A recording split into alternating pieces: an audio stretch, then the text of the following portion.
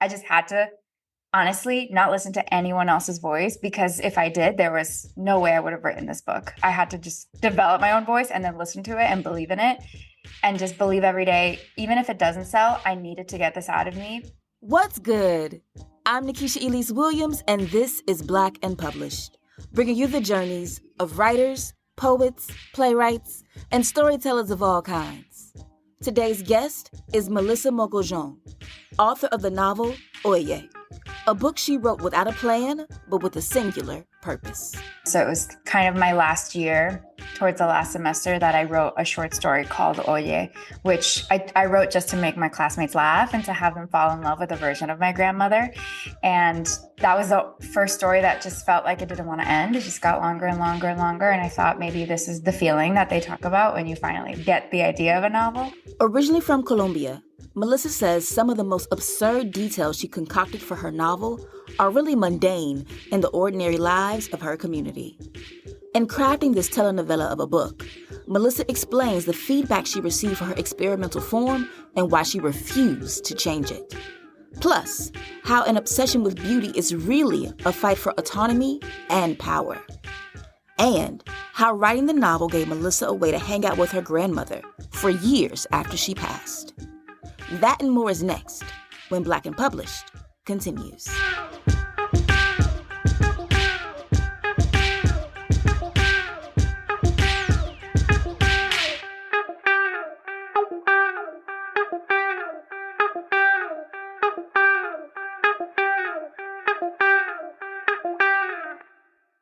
All right, so let's jump right in. Melissa, when did you know that you were a writer? Probably in high school, I started to really explore more writing outside of what was being assigned to me in the classroom. And I realized I actually really like writing and literature and books. And I started trying to go to open mics in the South Florida area. And that's when I realized writing could be so much more than what I was being exposed to. And it became like a practice for myself, a lot of soothing self-exploration. And then I took college level courses, and that was really when it came together that I could do this. I don't know if I've ever heard someone say writing is self-soothing. Can you explain what you mean by that? Yes. I mean, to me, writing can be everything. And so included in that is like maddening, extremely frustrating. And I mean, I've cried so much writing characters from frustration, from how much I feel called and connected to them. But soothing in the sense that it's like just me in my own voice, in my own world, and it's my space. So that's kind of where I process a lot for my own self. I get to like dump it and put it somewhere out of my brain, and then almost edit it and revising what I'm writing. I'm realizing so much of my own feelings towards subjects. But so only the writing that is for myself that I don't share is soothing. Got it. Important clarification. Yeah. So then when you said you were down in South Florida going to open mics, were you doing poetry or were you doing like short stories? Like what was that looking like for you? Yeah. And I was not doing any of it. I was totally in sponge mode. So I was just being exposed to it and really taking it all in, which was so much fun. I mean, I love listening. I love hearing other writers. So it was a lot of open mics, poetry open mics. Okay. And so then what was it about those college level courses that clicked for you and said, you know what, I can do this myself? My professor at the time really pushed me and helped me see that this is potentially a career if I wanted it and if I was willing to work for it. And he exposed me to resources that I had no idea existed. I didn't know what MFAs were. I didn't know what masters in fine arts were, or that you could go to grad school for writing and what those opportunities meant. And so he like explained, these are fully funded. You don't have to take the GRE for these. And he helped me kind of put together an application. So that was a really pivotal point that changed my life. And so then in doing that and going and getting your MFA for your master's thesis, were you always working on what would become Oye, or have you had like other stories and publications out before that? No, I did not have anything out before that. I had taken classes, so I had stories to apply to the program with, but I had not been published. I was not even an English or writing major in college, so it was not my sole focus. It was definitely what fueled me and energized me the most, so I was kind of following it for those reasons. So when I got to my grad program straight from college, I did not have a novel in mind. I was like excited to explore and my voice, explore different kinds of writing, different forms, learn a lot. And then so it was kind of my last year towards the last semester that I wrote a short story called Oye, which I wrote just to make my classmates laugh and to have them fall in love with a version of my grandmother. And that was the first story that just felt like it didn't want to end. It just got longer and longer and longer. And I thought maybe this is the feeling that they talk about when you finally get the idea of a novel. And so I just wrote until I couldn't write anymore and it wasn't ending. So I said, okay, this might be the novel. It sounds so simple, and yet I'm drawn to what you said about writing something to make your classmates laugh, because the Yes. first couple of chapters I was cackling, like out loud cackling. And then the book takes a turn. But it's still very funny like throughout, but it does take a dramatic turn. What was it about the subject matter that you cover, and I don't want to be disrespectful, but maybe parodying your Yeah. grandmother in the Yeah. story, Yeah. Yeah. that you Yeah. feel like it wouldn't end? Because if this is just a snapshot of what maybe your grandmother was like in real life, I could see why the story didn't want to end. The character Yes. is Yeah. so vibrant.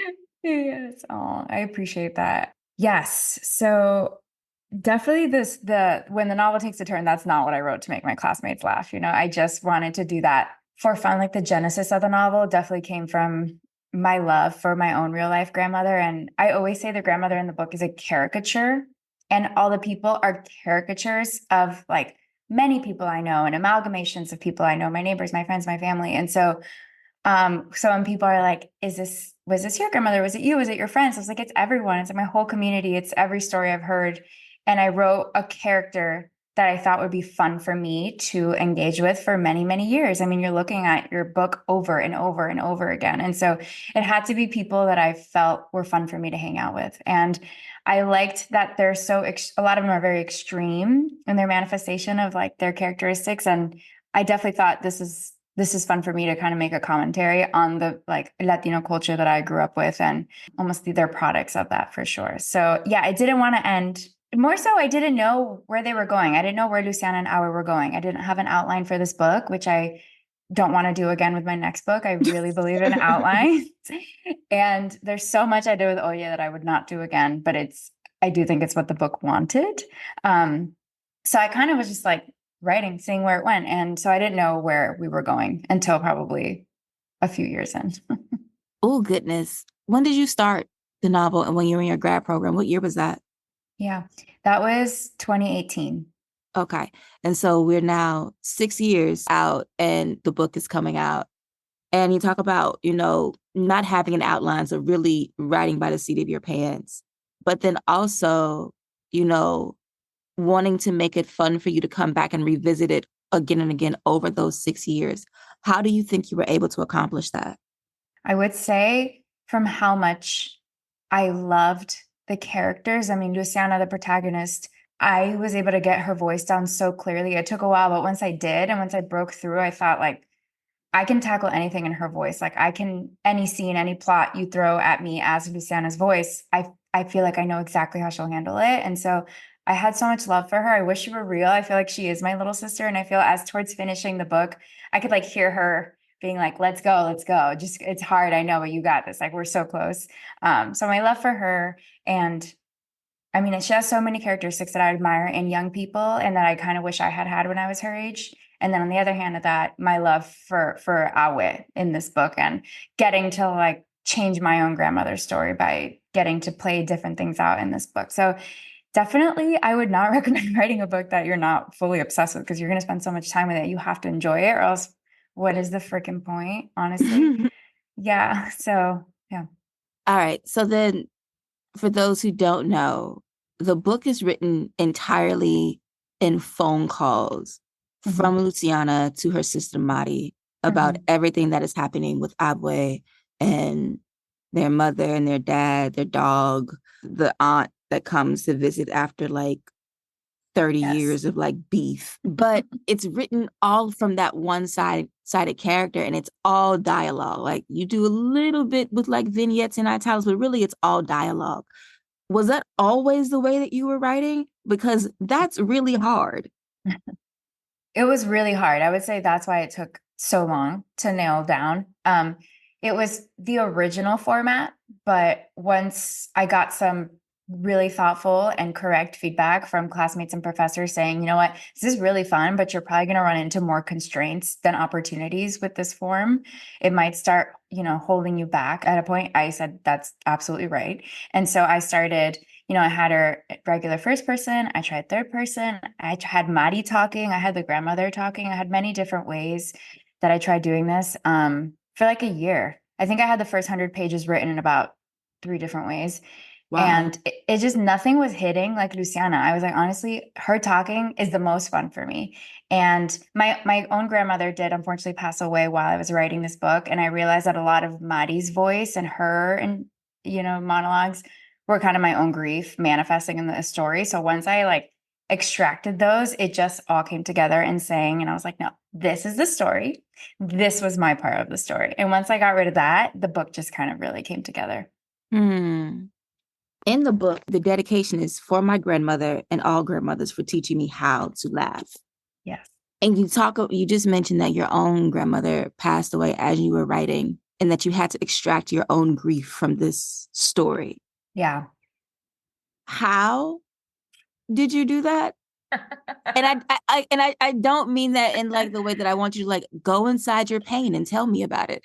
No, But I yeah, feel yeah. like so much of writing fiction is processing real life events on the Yeah. page, even if it's behind the character, Yeah. and maybe not necessarily what the book requires, but what the author requires to put the book down and then like you can go back and revise. Yeah. So I think having to nail down the voice, figure it out, and then having to take your pain out of it to make Yeah. the character shine, I think is very important. And so that's my question about like how Yeah. did you do that? Yeah. I appreciate that question.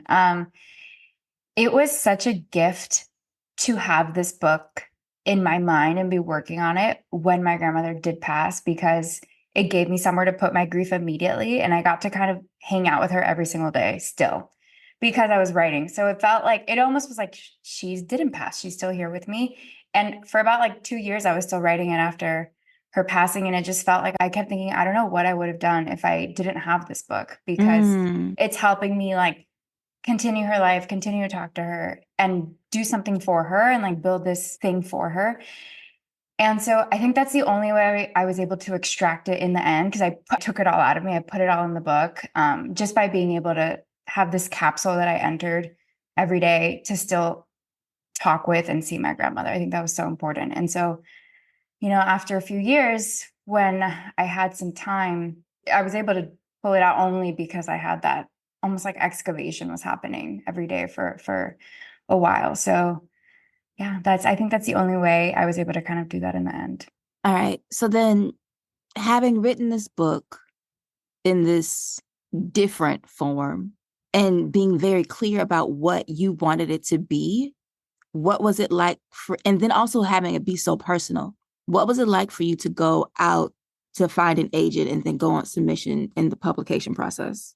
I finished the first draft and immediately sent it out to a few agents, which is another thing I also regret. I would never advise anyone to do that. I wish I would have taken minimum 4 to 6 months after finishing to like read through everything, have conversations with myself about finding clarity about what I'm willing to sacrifice, what I'm willing to, change for an agent versus what I really want to keep. And so I fired away immediately. Like I literally finished the day before. And the next day I was like, like I Googled like top agents and just sent it out like a total idiot. I didn't even have a proper query letter. And a few of them very kindly replied and said, like, there's something here. Are you open to a conversation about the format? We could see this being tough to sell and so that was kind of a lot of the response. And I felt really shell shocked. And that's when it all hit me of like, I'm so in over my head here. I don't know what I'm willing to change yet. Mm. So I wrote people back saying, thank you so much. I think I'm going to need some time to think through this. Like I will reach back out if you're still considering this. And so I took the whole summer and this was this was in April. So it was a month after pandemic had started in 2020. A lot of things were changing for everybody. So I needed a lot of mental space to kind of reconfigure my life and my family's life. And I took that summer to think through a lot of it. And then in August, I was getting ready to teach in person, which was really scary, during the pandemic, and I got an email to my school inbox, and it's my now agent. And she was saying, I got this from someone else who passed on it, and I really love it. Do you have an agent yet? I would love to talk to you. And she was the only one that was not really afraid of the form at all. She was just like, let's go. This is a universal story, just told in a different way. And I think we can sell it. Like, I think weird and experimental fiction definitely has a place in traditional publishing. And I loved her attitude, because that's like the attitude I had when writing the book. I just had to honestly not listen to anyone else's voice, because if I did, there was no way I would have written this book. I had to just go off my own, develop my own voice, and then listen to it and believe in it, and just believe every day, even if it doesn't sell, I needed to get this out of me, because I love my grandmother and I wanted to just get this out of me. And so if it sells, that's amazing. And if not, I will work on book number 2. So then my agent now, her name's Mariah. She was amazing. And I told her, no, I don't have an agent. No one really wanted this. I would love to talk to you. And then that's how we are here. And so I didn't call it weird. The first word that came to me, no. But like, I think it's interesting because, like, you know, someone else calls it weird. The first word that came to mind was strange, but I changed it to different. Because I'm like, I feel like naming something that isn't seen often as weird or strange, I think it takes away from the craft that was still required. Yeah. So even though it was experimental, which is a better word, and different, it's still a story well told. Did you all have difficulty with publishers, editors understanding the form and maybe wanting to change it or standardize it in ways that you didn't want to do? Yeah, totally. I mean, that was definitely feedback that came back from, I'm sure, a handful of editors. So my agent Mariah pitched it to many editors, and we had a rule where she would just tell me only the good news. She was like, I'll give you the negative news if it seems to be a common theme, like, hey, everyone's coming back saying this character's not really hitting. Can we rework her? She's like, otherwise, I will just, you don't need to hear that. I'll let you know who's excited about the book. So I'm sure that happened. In the end, there were 4 editors who were excited about it and wanted to talk to me. And I think I find with Oye, it's either for you or it's not. So either people really love it or they just are not interested. And I'm very lucky that there was a few people that were interested. And the editor that we ultimately sold to never once questioned the form. She just loved it and celebrated it and thought it had amazing prose and knew it wasn't going to be for everybody. So I liked the way she was approaching it. But yeah, of course, I mean, I think any rational person would probably ask me, you know, did you ever consider writing this not on the phone? And the answer is yes. I tried it many times. Yeah.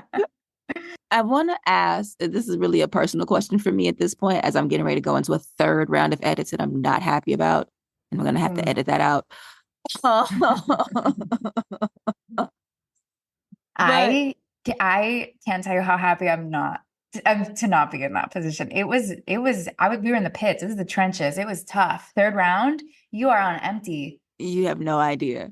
But back to you. My question is, once it got into an editor's hands that understood and championed it, you spoke before about, you know, having to take the book off of submission from agents and to sit with feedback about what you were and weren't willing to change. What did that look like for you in after the deal and really putting together this product for publication where, you know, you kind of may have to make concessions? Like, how did you deal with that and what were they? Yeah.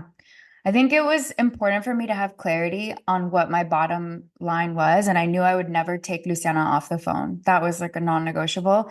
I would never include another chapter of someone else talking or her off the phone. Like, I wanted to preserve the format and I wanted to see it through, because it was a challenge, and for me, I didn't know if I could tell a story of what a girl would organically say to her sister while still moving the plot forward, keeping it compelling, including other characters, creating a whole world. And I wanted to say that you can do it. Like, I don't know why, I don't know who I was fighting for, but I wanted to say you can do it and you don't need to include anyone else talking. So that was important to me. Otherwise, Luciana's arc, I didn't want to romanticize it. I didn't want her to have too big of a change or coming of age moment. It didn't feel authentic to her, it felt almost, I wanted her to land at the end confident in the possibility of changing her life, not necessarily changing her life. And then same thing with Awe. I didn't want to tone her down ever, didn't want to ever reel her in. So I think those are my three things. And outside of that, I know that as the writer, we can get tunnel vision and miss a lot. So I was totally open and welcomed a lot of feedback from my editor of like, what her thoughts were, how she was reading it. How can we bring in as many readers to the story as possible while still staying true to the heart of the story? And that was always my goal because, I am publishing this book for me, of course, but also I want to share the story. So if there's a technique they want to offer me that brings more readers in while not sacrificing, I'm always going to want to be open to that. So it was always kind of a dance, as long as I kept my three things close to my chest. And so now Oye is here. One of the publicists at the publisher reached out to me and was like, you've got to read this book. And sending me the notes, her bottom line was like, she really had to fight for it. And it sounds like that was something that you faced a lot in your journey to publication. Like you had to fight for your voice of Luciana and Abwe and the way that it came, and being on the phone, you had to fight for the right agent and then for the right editor to understand it. And then even in that process, you had to fight and like really stand on your non-negotiables. What does it mean to you to now have this book out? Oh my gosh. Like you said, it's been almost 6 years since I first started putting, pen to page on this. So it feels surreal, of course. And then on the other hand, it feels like the most natural thing in the world because, you worked on something every single day for so long. You're like, this feels like the normal core. I hope it comes out into the world. Just like last night, a girl made a TikTok about it and how she felt it spoke to Olivia Rodrigo lyrics in one of her songs, Brutal. And that, like, I didn't cry, but I wanted to because I thought, like, that's exactly it. I listened to Olivia Rodrigo writing so much of this, and it was just like, whoa, like, someone is getting it. And just having her get that one line felt everything. And so that's probably going to be really cool to feel. But I'm probably not ready for the fact that like so many people are going to love my grandmother and meet her, and that I'm very excited about. I know I messaged you persistently as I was reading because I was like, I love this woman. I love them all so much. But if you can get to read a little bit from Oye, and then we can dive deep into the conversation about what is happening in this story and get to the book. Yes, I would love to. Oye by Melissa Mogollon is a novel of phone calls, all one-sided, all from 17-year-old Luciana Dominguez to her older sister Mari, who was away at college. Their conversations cover the concern of evacuating for a hurricane without their grandmother, to a sudden diagnosis that leaves the family reeling and Luciana more and more desperate to be seen, heard, and most of all, understood. Here's Melissa. This is the first chapter titled Pásame el teléfono. I can't believe you called me 6 times for this today, Mari. Awe is going to be fine, whether she evacuates or she stays. She's like an immortal Pokemon. Oh my God. And you left me a voicemail? I just saw a notification. You are such a closeted boomer. Well, now that I know you're alive, I'm going to need a second to breathe.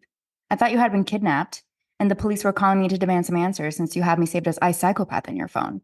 Yes, Mom told me you still haven't changed that, which is not only rude, by the way, but also impractical. Have you thought about that? What's going to happen when you have an actual emergency one day? You're going to be like on your last breath begging for help, and the cops won't be able to reach me because my phone's going to be locked away in Mrs. Nelson's desk again for ringing during class. Luciana Dominguez, is that your phone? Yes? Give it. You can get it from me at the end of class. Wait, it's Mari? This fucking bitch. Luciana! Sorry, it's just my sister. It was on loud because no one ever calls me, dude. So imagine my surprise when I get my phone back and see 6 missed calls, thinking that you're either dead or I'm being framed, just to call back and get your unbearable high-pitched voice on the line screaming about her grandmother. And it's really all or nothing with you, huh? Because I hadn't heard a peep out of you since you went back to school. Nope. Not a single word when I texted you being vulnerable, asking if it was weird that I was starting my senior year but was still scared of Mom. I shouldn't be this afraid, but her eyes are so scary. Is that normal? Should I feel more confident? Or during the important and personal milestone of Rihanna launching her Fenty Beauty line last week? Ignore my text about Mom. I'm over it. Can you send me $30 though? It's urgent. And now here you are, blowing up my phone while I'm trying to prepare for a hurricane, along with the underwhelming beginning of my impending adulthood. Thank you. I'll stop there. Thank you. So much of like the first few chapters is such a Florida story about whether or not to evacuate for a hurricane. Where do you go? What do you do? Who's coming with you? Who's not coming with you? Namely, in this case, Aboy is like, I'm not going. And then always watching the weather to see where the storm is going. And this was doing Hurricane Irma, right? Yes, In, Irma. in 2017, Yes. which I was in Jacksonville for, which I worked Mhm. when I was at the television station where I had a former career as a TV producer. So it was My all goodness. so very familiar. Yes, yes, you were there. Yes, I was there. And so like reading it, it was familiar, but told in a way that was completely different. Cause you always wonder about, well, who are these people that don't evacuate? Or who are these people that like make it into like, I don't know, a vacation? Hmm. Why was that always the opening? And why was that the opening? It was always the opening, I think, for two reasons. One, I really loved the idea of like bringing in the reader immediately almost to a moving vehicle. And in this case, literally, they're getting on the road and evacuating. And I love books that are like that. And I think a lot of my writing is like that. It's what I enjoy when it's like you're meeting the reader and you're like, get in, we're driving, get in, we're moving. And I liked having readers worry about this thing that's coming that ends up not being really what they need to be worried about at all, which I don't think is a rare technique at all. I think a lot of books utilize that. I also like the visual of them getting on the road and running from something. So I think that's mirrored a lot in the book with their emotional approach to a lot of their problems. But also, more importantly, before I introduce kind of the real problem of the book, you know, the news that they get soon after, I wanted readers to meet these characters and see how they handle conflict or situation differently, to kind of get to know their personality and see how they react differently before we brought in kind of a serious emotional trauma that they're going to deal with. Because I wanted it to be almost like a contrast, like something, the baseline that they could hold to, saying, well, they reacted to this way, but now that we have this news, this is how they're reacting. And it was a way, I think, for me to allow readers to meet the characters very quickly and very intensely before we threw them in a whole different way. And one of the ways you do that, for me anyway, is describing Abwe. And so you say on page 10, so if she wants to buoy above water with her fake titties and ass when the hurricane hits, that's fine. I'm sure she has her reasons. And I was like, wait, what? Like, first of all, Abwe must be fine as hell. Like, she's She got the is. fake She is. boobs, she's got, the BBL. She's Yes. over concerned with her looks, her They're always out. eyeshadows. Hmm. Yes, the eyeshadows, the nail polish, the hair. Hmm. She Hmm. cannot stand to not be beautiful. Hmm. And yet, so much of the book, spoiler alert for anyone who has not read the book, we have to go here. But so much of the book is focusing on her mortality Yeah. and, you know, her aging and her health and getting sick and not really being able to do the things that she used to do and reckoning with her life. Yeah. Why was that important to you to explore of what it's like for someone who is obsessed with their looks to have to come to reckon with the fact that, this is only temporary? Yeah. Wow. Heavy. I mean, I think because it's absolutely heartbreaking. I mean, I almost wanted to work at the trauma in reverse. It was like I want them to meet her as the present day product of so much of her life and decisions and experiences. And that is her trying to take full control by being beautiful. Being beautiful is her power.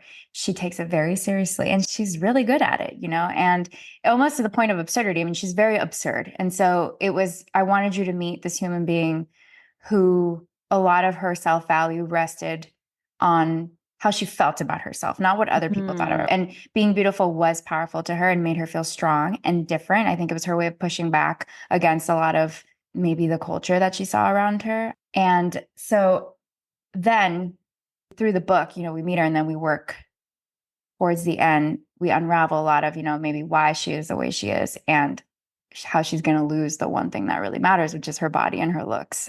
So that was important to me because that is so much of the heartbreak of the book and the obsession and focus on physical appearance for better or for worse. And how you move through the world. I mean, Luciana has like an almost reverse journey where we meet her very not confident in how she looks and not even liking how she looks. And then we work towards her taking more control over that and having that help her feel good in the same way that I think Awit does that her whole life. And so we meet her as a very confident, vibrant woman. And I feel like the foil between those two is also muddied a lot by Luciana's mother, who is Yes. always on her about what she's eating and her appearance and all these things. Luciana is not necessarily struggling with her sexuality and identity, but she's come out, but then she's like immediately put back in the closet by She's her like in own family. purgatory. Yeah, so it's like they know, but like we don't talk about it. And Yes. so like all of that is happening. And when it comes toward the end of the book, after we've unraveled everybody's story, I know I'm jumping and not trying to give anything away. But there's a point where Abwe says to her, I've always known. And I Mhm. was like, oh, she knows. I think I had to put the book down and walk away because I was about to cry. And I was like, no, we are not She crying. knows. Like she's always known. And yet she Yeah. was still so accepting of her granddaughter. And the other line that gutted me was toward the end of the book where she was like, you know, I would stay for you. Like I would continue living and doing everything that I could just for you. Mhm. And just as Luciana had this very closeness with her grandmother felt that same relationship. And yet they both had to like give a little to Yeah. understand the other. Yeah. Seeing as how you were writing without a plan, I want to ask if that was intentional, but I feel like the answer is Yeah. no. You got it. I mean, such a beautiful way to put it. Thank you. You're gonna make me cry. So beautiful. No, so I'm so glad you're asking about that because that actually it was not intentional and I struggled with that because it felt it wouldn't do their relationship justice if I didn't acknowledge that by the end because that was not originally in there. And then I thought, is this too like romantic cliche like the grandmother being like, I've always known by the way I didn't care. So I wanted to figure out a way that that felt authentic to their conversation, but it didn't feel right to end the book without having them have a moment because I wanted to give that to Luciana. I wanted her to feel that by the end.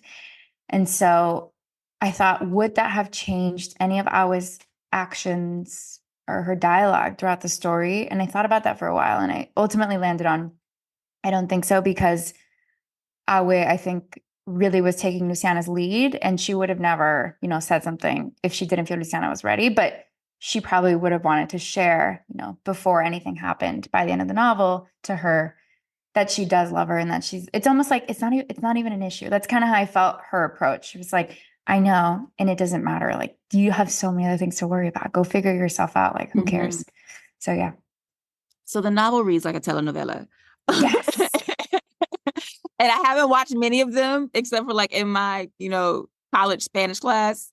We watched a few, but it reads like a telenovela. And you have this like long, expansive backstory in Colombia about Abue and her family and their Mhm. money and all of the things. Were you like poking fun at that and putting it in the book form to give Abue this very expansive backstory? Yes and no, because I think so many of, our stories and experiences and lives in our like Latino culture are so absurd and telenovela level worthy of like secrets and fights. Like even just everyday conversations I have with my brothers or my cousins or my aunts, my uncles or my friends, and I'm just like, just take a deep breath. So it feels like my whole life I was perplexed by the fact of like a lot of everyday stuff feels absurd to other people. That is just like the norm in our Mm. culture. And so it was like, for better or for worse, this is her true story. And yes, probably to some people it feels crazy, and to other days it's a regular day in Colombia. And so it felt like, yeah, that wasn't even up to me. I think it's every reader will have a different take on that. But I did want to deliver as like this is a thing that happens in real life in other parts of the world and in our world a lot, and even here in the US and Florida. And it's Luciana's world, who, never was born in Colombia, and we don't see her go to Colombia in this book. And so she's still dealing with the aftermath of pretty absurd events that happened many decades before her. And so in the end, I realized, oh my gosh, this is totally a telenovela. And then a lot of people were reading it and they're like, it reminds me of Jane the Virgin, and like how dramatic. And, they use they play with the trope of like, they're kind of pushing back on the trope in Jane the Virgin, which I love and adore. And so that was kind of just a fun product of writing the story. And that's why it's so fun when other people read it and tell you, and you're like, oh, wow. Okay. No, yeah, this is pretty ridiculous. It was totally normalized in my imagination, but it is pretty crazy.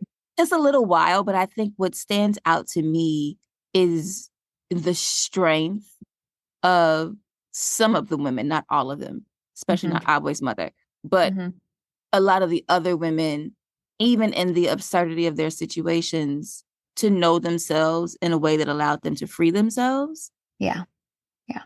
And so that is something that I truly, truly appreciated from the novel. What do you want readers to take from it? I hope that most readers see a version of themselves in Luciana, at least, or their coming of age journey, how they felt frustrated, or I hope it reminds them of things that maybe they were frustrated with, that they felt they had no control over as a teenager, as a young adult, and that rage that just like bubbles inside you until you just can't take it anymore. And then I do feel like Oya is like Luciana's one final primal scream before adulthood, where she's just like, I did not want to deal with this. This does not feel mine. I'm being handed this thing that feels impossible, an impossible task. And how do I do this all while graduating and figuring out who I am? And so I hope that they're proud of her and rooting for her by the end at the choices she made. I hope that they want to call their own grandmother. Like, I would love nothing more if every person comes and tells me a story about their own grandmother or their own aunt or uncle or whoever it is that, is so special and feels like a giant to them. I would love that if they felt like they wanted to pick up the phone and go ahead and call their chosen or blood family after this. All right, so now I want to switch to a speed round in a game before I let you go for the afternoon. What is your favorite book? Oh my gosh. I don't have like an all-time favorite book. I definitely have books that I love right now in the moment. But when I think of Oye, I think of this book called A Map of Home by Rhonda Girard, which I felt ignited in me a desire to want to capture a young girl's rage and heart. And it's about a young girl's kind of immigration story from different parts in her family, and being, first generation, second generation. And so I think that's a lovely book that everyone should read. Okay. Who is your favorite author? My honest answer is that it used to be Junot Diaz. And so I'm still struggling after a lot of stuff about him came out to know what that means for me. But right now, I mean, there's Jamil Koshai Jan. I hope I'm saying that right. He was a classmate of mine at Iowa, and he has 2 books out. He is probably one of the most creative and talented writers I've ever met. There's also Donnie Walton, who wrote Final Revival of Bull Net. Oh my God, you know Donnie. Yeah. She was really inspiring for me in grad school. She also did an oral history, and her characters were so alive. I would cry reading them. Kylie Reed with Such a Fun Age and Come and Get It. Also, just like phenomenal characterization. And then a whole bunch more, but those are who's kind of in my present sphere that I think about when I get inspired. Shout out to Donnie, friend of the podcast. What is your favorite TV show?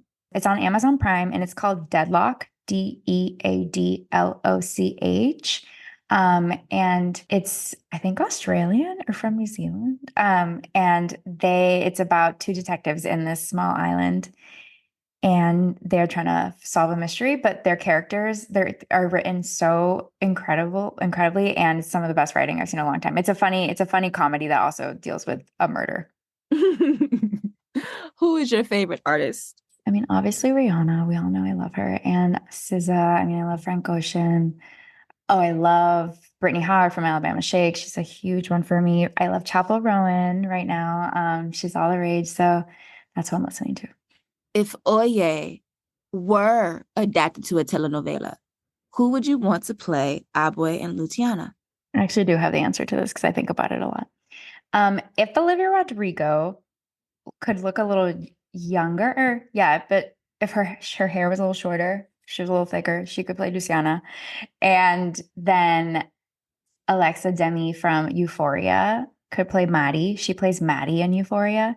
I would love her to play Maddie. Awe, I truly have no idea, but if Salma Hayek could somehow like play an older woman, I could kind of see that just like physically they kind of come together. And I saw her in the latest Magic Mike, and I kept thinking she would kill it as Awe. I can see that. And Selma Hayek is built like Abwe is. Mm-hmm. Yeah, I support this. If money were no object, where would you go? What would you do? And where would you live?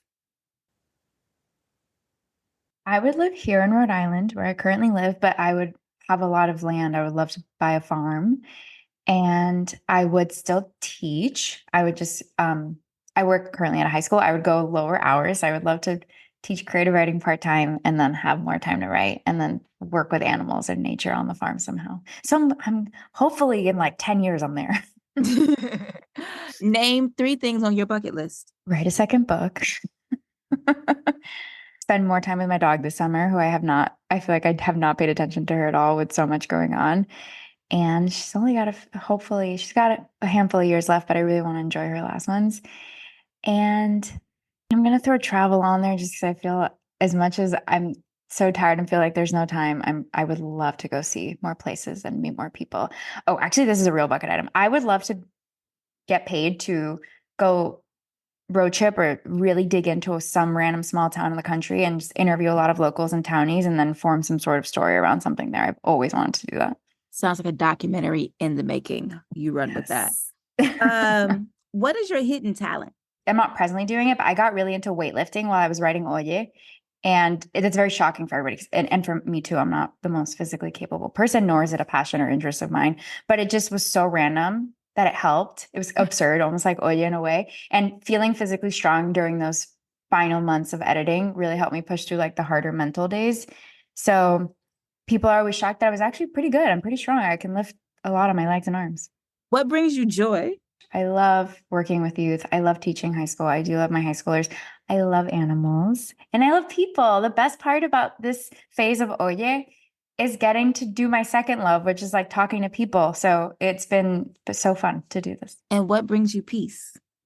Green, a lot of grass, silence, getting to just sit in nature and read brings me a lot of peace. All right. So our game is called Rewriting the Classics. Classic is however you define it. Name 1 book you wished you would have written. I haven't read this in a long time, so I don't know how it aged. It could be extremely problematic. I don't know. But Catch-22 by Joseph Heller, I was enthralled by Yossarian's voice, the protagonist's voice. I loved that he was enlisted in war and didn't understand why people were quote like trying to kill him. I thought it was hilarious that he was taking war personally in the sense of, for some reason, he didn't realize that part of war would happen when he enlisted in war. And he was trying to get out every second he could. So he was trying to figure out a way to con the rule, which is the Catch-22. So yeah, wish I would have written that one.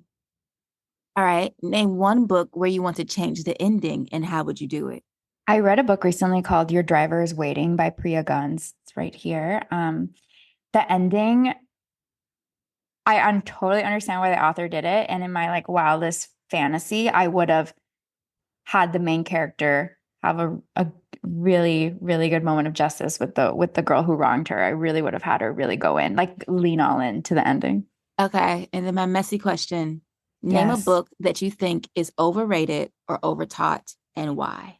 This would require me to read the classics, which I don't because I don't enjoy them. But I will say I got a lot of books, contemporary books that I feel are overhyped, but one that I was conned by recently, and I did enjoy a lot of it, so this doesn't really fully answer the question, but Good Material by Dolly Alderton. I've seen it everywhere, and I picked it up, and I liked the first page, so I bought it, and I read it, and then I realized, wait a second, like, why did I just sign up to hear a man complain for 300 pages? I don't need that. I don't need to hear a man complain for 300 pages. I like didn't realize the voice was a man until like a few pages in. I was like, oh, no, I would have not bought this.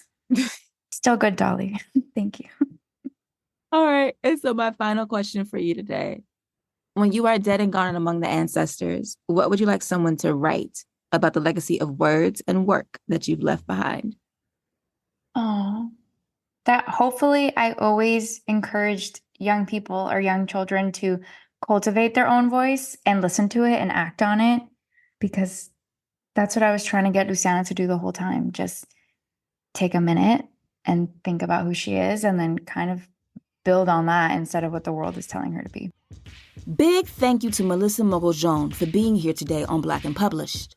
Make sure you check out Melissa's debut novel, Oye, out now from Hogarth.